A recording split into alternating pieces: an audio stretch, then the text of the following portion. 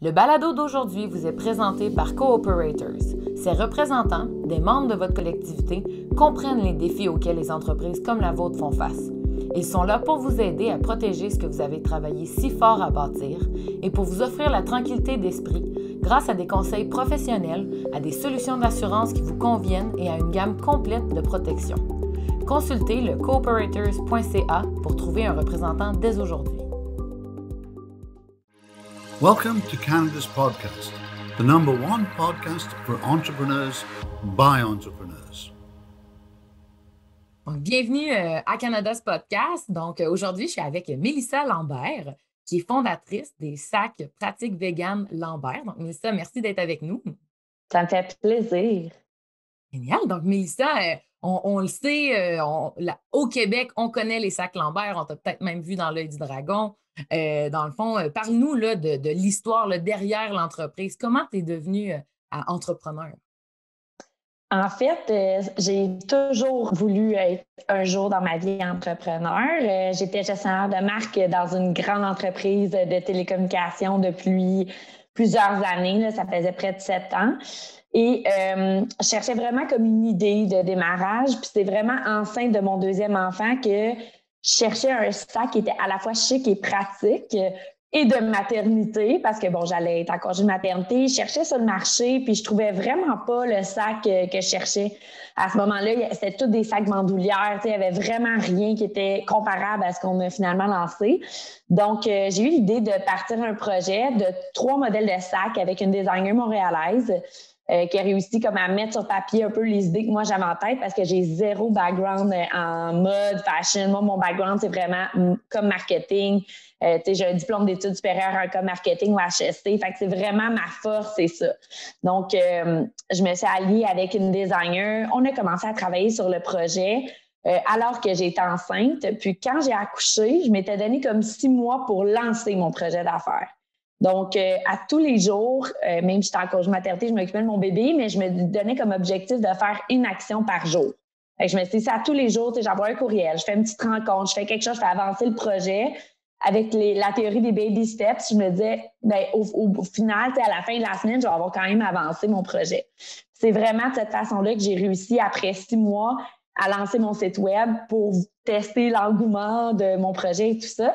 Puis j'ai vu qu'il y avait une super belle réaction. Et les gens voulaient vraiment, vu que c'était une nouvelle brand, les gens, ils n'avaient pas touché le produit. Nous, on présente beaucoup de compartiments intérieurs. C'est un cuir vegan. Les gens se demandaient c'est quoi du cuir vegan. C'était pas encore très connu. Donc, ils voulaient voir et toucher les sacs. Et c'est là que j'ai eu comme un défi. Puis, je me suis dit, je vais ouvrir un pop-up shop pour le temps des fêtes pour que les gens puissent venir nous voir les produits, puis que le mot commence à se passer. Puis je me rendais compte qu'à chaque fois que quelqu'un venait dans la boutique, voyait le sac, voyait la qualité, ben elle l'achetait. Donc, c'est vraiment après les fêtes que j'ai vu qu'il y avait eu j'ai travaillé comme une folle tout le temps des fêtes. Ça a eu un beau succès. Puis là, je me suis dit, OK, là, j'ai vraiment quelque chose. Là. J'ai créé une brand. Les gens, ils aiment ça. Fait que j'ai comme eu, sûr que je partais en vacances, j'ai réfléchi pendant une semaine à me dire, OK, est-ce que je suis prête à vraiment faire le saut parce que je devais retourner là, à mon emploi. J'étais en congé de maternité. Fait que c'était comme une grosse décision déchirante. Puis j'ai décidé de vraiment me lancer. J'avais trop mis d'efforts jusqu'à maintenant dans ce projet-là pour comme retourner à mon emploi. Puis avec mes 2 enfants, j'aurais pas eu le temps de m'investir autant là, dans le projet. Puis ça l'aurait comme pas été un succès. Fait que c'est vraiment là que j'ai décidé de me lancer pour vrai à temps plein dans mon projet d'affaires. Super. Puis dans le fond, je comprends que tu avais à jongler justement avec 2 bébés en même temps. Donc, à quoi ressemblait une journée dans ta vie ou dans le fond, c'est quoi les facteurs de succès qui t'ont aidé dans le lancement de ton entreprise et à t'occuper de ton enfant? Bien, en fait, c'est étrange parce qu'il y a beaucoup de femmes que je connais qui ont profité d'un congé de maternité pour lancer un projet. Parce que, ça te laisse quand même du temps d'une certaine façon. Oui, tu t'occupes de ton bébé, mais, j'avais du temps dans le jour. Des fois, quand je faisais la sieste, je faisais un petit meeting, j'envoyais un courriel, ça me faisait sortir de la maison. Moi, ça m'a quand même énergisé. Ça m'a fait du bien d'essayer d'avoir ce projet-là pendant mon congé de maternité. C'est sûr qu'il y a des journées que c'est plus difficile parce que, bon, tu ne dors pas de la nuit puis tu as un meeting, il faut que tu y ailles pareil. Là, fait que, mais la journée d'après, tu peux te rattraper, tout ça. Donc, ça m'a quand même énergisé. le sacrifice que j'ai fait dans mon deuxième congé de maternité, ça a été vraiment comme justement quand j'ai ouvert la boutique, ben il fallait que je rentre mon enfant à la garderie. Puis là, il y avait 8 mois. Fait que là, je me rappelle le matin, là, je pleurais. Puis je me disais, oh mon Dieu, je veux pas croire. Je me sentais vraiment coupable de me dire, c'est comme je sacrifie l'année de congé de maternité de mon bébé pour le rentrer à la garderie, pour mon projet d'affaires. Là, mon conjoint était comme, si t'es pas prête, on reporte, là, on laisse faire. Mais il y avait un timing, c'était le mois de décembre, c'était comme le parfait moment pour ouvrir une boutique éphémère. Fait que ça, c'est un sacrifice que j'ai fait, mais je veux dire, je l'aurais rentré 1 mois ou 2 mois plus tard là, à la garderie. Fait que c'était pas le plus gros sacrifice. Puis je pouvais, c'est ça. Fait que j'ai quand même décidé de prendre cette décision-là. Mais, somme toute, ça s'est bien fait. Puis je dirais même que le 3e congé de maternité, après 2 semaines, je suis retournée travailler avec mon bébé. Puis ça se faisait super bien. Là. Il est au bureau, j'allaitais, je faisais mes meetings. Il dormait à côté de nous à la boutique, au 2e étage, là, pas dans la boutique où est-ce que les clients. Mais c'est une journée que je me sentais vraiment pas bien, je me permettais de rester à la maison, mais ça a vraiment bien été d'une certaine façon. Oui, il faut quand même que tu t'écoutes pour pas te brûler non plus. Là. Fait que ça, c'est quelque chose que j'ai appris parce que si t'es fatigué, tu peux plus avoir de vision, être créative, puis c'est toi qui dois motiver l'équipe. Donc, c'est sûr que tu dois faire attention à cette fragilité-là d'énergie puis de motivation puis tout ça. Mais moi, ça m'a toujours aidé d'avoir ces projets-là puis de quand même sortir de la maison puis d'aller travailler. Puis j'ai essayé de jongler au mieux possible, d'amener mes enfants au bureau puis de comme être un peu maman puis entrepreneur à la fois en même temps, là. Puis tu as parlé de ton équipe, tu as parlé de ton conjoint. Ça ressemble à. Peut-être dans un premier temps, ça ressemble à quoi les conversations avec un conjoint? J'imagine qu'il y a des gens qui nous écoutent, qui se disent moi, je veux me lancer dans mon projet d'entreprise durant mon congé de maternité. Ça ressemblait à quoi, là, vos premiers pas? Puis c'est quoi que vous avez peut-être dû mettre en place en tant que couple pour que ça fonctionne pour tout le monde? Oui, moi, c'est sûr, beaucoup, beaucoup de conversations, même du début de mon projet.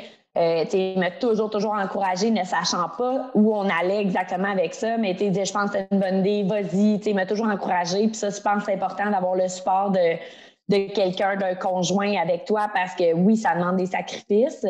Donc oui, il m'a toujours encouragé. Puis c'est vraiment après que j'ai accouché, j'avais dit, je me donne 6 mois, c'était comme un objectif que je m'étais fixé pour voir si ça fait du sens. Puis à chaque étape, au bout de 6 mois, quand j'ai lancé, OK, là, j'ouvre le pop-up shop, OK, on prend ce risque-là. Puis quand j'ai décidé de ne pas retourner travailler, évidemment que c'est une décision de couple parce que lui, c'est sûr qu'il fallait que si ça ne marchait pas, puis on s'entend, on ne se verse pas un salaire non plus tout de suite au début. Il y a beaucoup d'efforts à mettre avant que ça commence à avoir des retombées puis à être rentable. Fait que c'est sûr qu'il me dit, gars, je t'appuie, tu ne retournes pas travailler, il n'y a pas de problème, mais j'ai été chanceuse parce que ça a vite levé. Après, justement, mon passage à l'émission Dans l'œil du dragon, ça a été incroyable. Là. Puis j'ai vite dû engager des gens pour m'aider. Donc, puis j'avais les moyens de pouvoir le faire. Je sais qu'il y a des entrepreneurs qui doivent travailler quasiment jour et nuit avant d'être capables d'engager quelqu'un. Puis ça peut être beaucoup plus long. Nous, ça nous a vraiment propulsé à un autre niveau. Et oui, les conversations, même encore aujourd'hui, tous les soirs, c'est comme « Ah, j'ai ce défi-là, qu'est-ce que t'en penses? Qu'est-ce qu'on fait? C'est quoi le next step? » Il me challenge tout le temps, il m'amène ailleurs. Donc, je pense qu'avoir un partenaire solide, c'est vraiment ça qui fait la différence que quelqu'un qui te décourage quand tu as des moments difficiles ou quand ça va moins bien, parce qu'on ne se le cachera pas. Là, c'est pas tout le temps une belle montée en grande croissance. Il y a des moments vraiment difficiles, des grandes décisions à prendre. Fait que, c'est de jamais se décourager puis de continuer à persévérer. Là. Puis moi, je suis curieuse de savoir, tes enfants, là, eux, ils voient ça comment? C'est quoi les leçons qu'ils en tirent de voir une maman qui est présente pour eux, mais également qui a son entreprise? Eux, c'est quoi les leçons de vie qu'ils peuvent en tirer de ça? Bien, j'essaie de les impliquer le plus possible. C'est sûr qu'ils sont jeunes. Mon plus grand, il a 7 ans. Donc, l'été passé, je l'ai amené souvent. Puis, il y a la COVID aussi. Hein? J'ai quand même passé beaucoup de temps à la maison à essayer de travailler avec mes enfants. Des fois, ils me disaient « Ah, maman, t'es tout le temps sur ton sel. » Mais maman, elle travaille. Tu sais, j'ai pas le choix. Fait que j'essaie de leur expliquer ce que je fais. Puis, en les amenant au bureau, ça les impressionne un peu. Tu sais, ils voient plus comme la boutique. C'est sûr qu'eux autres, ils pensent que je vends juste des sacs dans ma boutique. Là, ils comprennent pas l'ampleur, évidemment, de la business. Mais tu sais, on participé à des tournages. Mon plus jeune de 4 ans, justement, il a participé à un tournage récemment. Donc, eux, c'est sûr que c'est le fun de voir un peu, tu sais, bon, papa, il est comme plus banquier, puis maman, elle est comme plus, elle fait des sacs. Tu sais, c'est abstrait, mais ils trouvent ça le fun. Puis j'essaie de leur montrer que dans la vie, tu peux faire vraiment n'importe quoi. Puis avec mon plus grand, il tripe sur les bonbons comme la plupart des enfants. Fait que là, on avait comme commencé à travailler un petit plan d'affaires sur, il y aurait son magasin de bonbons. Ça serait quoi les bonbons différenciateurs qu'il y aurait? On a commencé à commander des bonbons. Puis là, il faut les compte, il faut qu'il compte ses sous. Fait qu'on fait comme un petit budget juste pour lui montrer un peu c'est quoi la vie justement d'entrepreneur, que c'est important dans la vie de savoir lire, compter, toutes ces choses-là. Fait que j'essaie de les motiver de cette façon-là, mais je veux pas absolument qu'ils soient entrepreneurs, je veux juste ouvrir les horizons pour leur montrer qu'on peut faire n'importe quoi dans la vie quand on travaille fort, ça porte fruit. Le balado d'aujourd'hui vous est présenté par Cooperators. Vous pouvez compter sur Cooperators pour vous offrir, à vous et à votre entreprise, une gamme complète de solutions d'assurance. Ces produits offrent la protection escomptée et la souplesse dont vous avez besoin. Pour trouver un représentant près de chez vous, consultez le cooperators.ca. C'est vraiment génial parce que je pense que, justement, comme tu dis, là, l'entrepreneuriat, c'est beaucoup vivre de ses rêves, être capable de croire en soi, se développer, avoir un impact dans le monde. Puis, tu sais, on le voit avec ton entreprise, tes valeurs sont vraiment au cœur de ton entreprise. Puis toi, pourquoi c'est important de créer une entreprise avec des fortes valeurs que tu communiques fortement là, dans tous tes messages? Parce qu'à la fin de la journée, je pense pas que les gens y achètent juste un beau sac. Je pense que de plus en plus, les consommateurs, ils tombent en amour avec une brand, justement, sont engagés parce qu'ils aiment le purpose, la raison de vivre de l'entreprise derrière. Ils vont poser beaucoup plus de questions aujourd'hui, les consommateurs, sur en quoi il fait le sac, de où il vient, c'est quoi le processus de fabrication. Ils vont challenger beaucoup plus qu'avant. Avant, on achetait, mais sans nécessairement, on n'était pas, nous, notre génération, peut-être pas le même genre de consommateur. Fait que je pense que c'est vraiment important.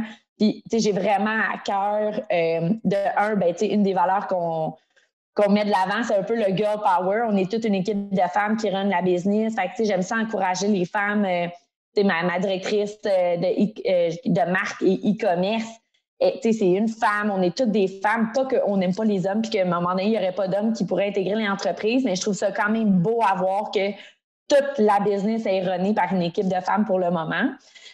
Donc ça, c'est un peu la thématique qu'on essaie de montrer, puis que oui, les femmes peuvent être à la tête de grandes décisions dans des postes de direction, dans des grandes entreprises, puis réussir très bien, aussi bien qu'un homme.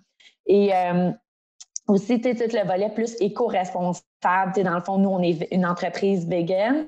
On fait donc dans le respect de l'éthique animale, mais on veut aussi être plus éco-responsable. Fait qu'on travaille vraiment fort pour ajouter un intérieur recyclé, exemple, aux produits, tout ça, tout ce qu'on peut faire au Québec, on essaie de le faire produire au Québec. Donc, c'est vraiment des valeurs qui nous tiennent à cœur et qui vont grandir avec l'entreprise. Donc, Mélissa, dis-nous, c'est quoi les trucs que tu as appris au courant du démarrage de ton entreprise qui pourraient aider les femmes ou les entrepreneurs, les mamans à la maison qui ont un projet à démarrer leur projet d'entreprise? Oui, il y a beaucoup de trucs, mais je pense que la première étape, c'est vraiment d'essayer de partir à ton projet d'affaires, à te donner un timeline, un moment pour lancer. Fait que est-ce que je me donne 3 mois, 6 mois, de se donner un objectif concret, c'est plus précis. De se donner aussi, comme je disais, une action par jour. Ça peut être aussi simple que ça. Je trouve que ça paraît moins comme une montagne de dire, OK, comment je vais faire pour y arriver? Tous les jours, fais une action. Puis comme ça, tu es sûr que ton projet d'affaires, il va avancer. C'est sûr d'avoir l'appui de quelqu'un de ton entourage, que ce soit ton conjoint ou quelqu'un peut-être dans ta famille, quoi que ce soit financièrement ou un appui vraiment moral pour challenger des idées. Ça peut être vraiment essentiel dans le succès de l'entreprise. Au niveau des enfants, ça peut être aussi trouver des fois de l'aide, comme ça pourrait être une gardienne qui vient peut-être 2 heures ou une journée par semaine, juste venir aider pour que pendant cette période-là, on puisse se concentrer, faire des appels, pas être dérangé. Fait que de ne pas hésiter à aller chercher de l'aide externe. Ça demande beaucoup d'organisation, effectivement. Moi, des fois, je commence à travailler comme à 7 heures le matin pendant que les enfants déjeunent. J'aligne ma journée. Je vais les porter à 8 heures, je suis connectée, mais j'essaie quand même de garder un équilibre. Fait qu'à 4 heures, je fais à mon ordinateur, je vais les chercher tôt pour passer du temps avec eux. Je pense qu'au début, j'ai fait peut-être l'erreur de travailler beaucoup les soirs. Tu sais, les enfants étaient couchés, je travaillais le soir, puis on peut venir vite fatigué. À un moment donné, là, j'étais, tu sais, comme plus d'énergie, on dirait ça paraît, l'équipe est comment, hein, tu sais, ça va. Ah, je travaillais tard hier soir, fait que des fois, ça vaut pas la peine de travailler si tard, si fort. C'est mieux de comme vraiment faire une coupure parce qu'entrepreneur, tu peux travailler tout le temps. Tu sais, je suis sur mon Instagram, je vois une autre compagnie, un autre influenceur. Tu sais, on dirait que ton cerveau est toujours en action. Fait que c'est important de prendre des pauses. Même des fois, les moments que tu es le plus fatigué, moi, j'essaie de partir. Là, on peut pas partir en ce moment, mais d'aller te ressourcer, de prendre une fin de semaine, c'est vraiment important. J'avais eu, justement, quand je suis passée à l'émission Dans l'œil du dragon, là, Evelyne Biron, c'est aussi une femme d'affaires qui a été présidente des cliniques Biron pendant comme 26 ans, puis elle m'avait donné un précieux conseil. Elle aussi, elle avait 3 enfants. Puis elle dit, le plus important, on se met tellement de pression, les femmes, là, pour pas tomber en épuisement et vraiment se brûler dans l'entrepreneuriat et être maman, c'est vraiment d'essayer de garder toujours cet équilibre fragile-là. Fait que quand on se sent le plus fatigué, il faut vraiment comme prendre une pause pour nous, là. C'est hyper important, même si des fois on a de la culpabilité, mais c'est ça, c'est vraiment trop important. Puis on revient juste comme une meilleure maman après. Alors, je pense, pour résumer, c'est vraiment être super bien organisé, pas hésiter à aller chercher de l'aide, prendre quand même des moments pour soi, faire des coupures entre justement le travail et la vie familiale, c'est essentiel, là. Génial. Puis en ce moment, là, en date d'aujourd'hui, c'est quoi ta vision pour ta vie d'entrepreneur, pour ton entreprise? Comment tu te vois là, dans les prochaines années? Bien, cette année, on a un gros défi parce qu'on essaie de développer le Canada. Donc, c'est vraiment gros, là. C'est un défi de taille, surtout en plus avec la COVID qui affecte un peu tous les entrepreneurs de différentes façons. Donc, c'est ça, c'est notre gros défi. C'est sûr que je vois la croissance passer par ça, par le développement du Canada, peut-être même après les États-Unis, d'autres marchés. Fait que je vois l'équipe continuer à grandir beaucoup. Et au niveau de, justement, comment je me vois, bien, c'est sûr qu'un jour, j'aimerais ça être capable d'avoir encore un meilleur équilibre dans le meilleur des mondes. Mon rêve, ça serait de travailler comme 4 jours par semaine, d'avoir 3 jours de fin de semaine avec mes enfants, mais je suis pas là du tout encore. Je travaille vraiment beaucoup. Ça demande beaucoup d'efforts et fait que c'est pas mal ça. C'est d'essayer de continuer à garder cet équilibre-là. Puis je me permets quand même des fois de prendre des petites journées de congé, une pédagogique avec un de mes enfants pour faire une activité juste à lui donner du temps. Puis, c'est vraiment ça. C'est juste d'essayer tout le temps jongler. C'est l'équilibre qui est le plus difficile à trouver ou à garder, je pourrais dire. Parce qu'à un moment donné, tu l'as, puis là, oups, là, on travaille un peu plus fort. Tu sais, c'est comme toujours de te ramener à l'équilibre, le gros défi, là. Ah, ben merci, Mélissa. Je crois que tu as donné vraiment des exemples concrets. Puis parler de vraiment à quoi ça ressemble sur le terrain, la vie d'entrepreneur au féminin, justement, d'entrepreneur, Oui. maman. Donc, je pense que c'est vraiment inspirant de voir ton parcours. Puis je pense que le message, c'est vraiment, c'est possible. Allez-y une étape à la fois et vous allez pouvoir vivre votre rêve. Donc, s'il y a des gens qui nous écoutent, qui ont des questions ou qui aimeraient te contacter, c'est quoi la meilleure manière de le faire? Oui, en fait, c'est vraiment de m'écrire par courriel. Donc, mon adresse est mlambert@commercialdesignlambert.com. Simplement m'envoyer un petit courriel, ça va me faire tellement plaisir de répondre aux questions, d'encourager peut-être quelqu'un qui veut se lancer. Justement, on a un concours aussi en ce moment on est à la recherche d'une femme entrepreneur qui veut se lancer ou qui a déjà lancé un projet. Donc, participer, peut aller sur notre site web. Puis, on remet quand même une bourse de 5 000 $ à la personne gagnante. Donc, que ce soit pour une question ou pour participer au concours, je vous encourage vraiment à y aller. Si je peux faire une différence dans la vie d'une femme entrepreneur, là, ça va être mission accomplie. Ah, ben, merci beaucoup pour ton temps, Mélissa, puis on se dit à la prochaine. Merci beaucoup. Le balado d'aujourd'hui vous a été présenté par les produits d'assurance entreprise de Cooperators. Cooperators est là pour s'assurer que vous et votre entreprise êtes protégés aujourd'hui et dans l'avenir. Consultez le cooperators.ca pour trouver un représentant dès aujourd'hui.